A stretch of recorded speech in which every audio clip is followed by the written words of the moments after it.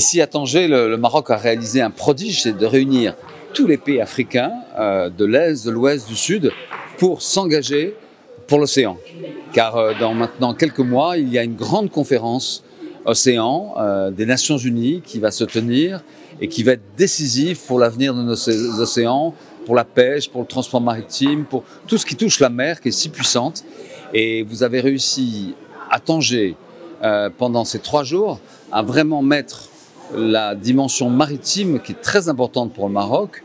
Le roi du Maroc a eu cette stratégie atlantique qu'il a annoncée lors de la marche verte l'année dernière et qui montre que vous êtes sur ce sujet-là un pays très puissant. La mer, c'est beaucoup de richesses, c'est beaucoup de dangers aussi, mais c'est aussi beaucoup d'emplois, beaucoup de ressources naturelles.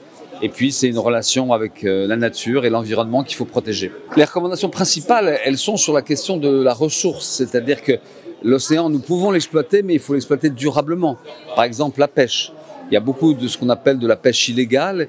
Et donc, c'est de faire que les pays puissent véritablement contrôler leur zone exclusive économique et disposer pour soit des sujets d'énergie, les énergies éoliennes par exemple, soit la pêche, les petites industries de pêche, et permettre finalement à toutes ces communautés locales de vivre de l'océan. Et ça, c'est extrêmement important. Et puis, il y a eu un certain nombre de recommandations sur la question de l'élévation du niveau de la mer. La mer monte beaucoup, partout. C'est très dangereux. Dans 50 ans, nos villes seront sous l'eau. Et donc, de trouver des solutions pour adapter ces villes au nouveau contexte.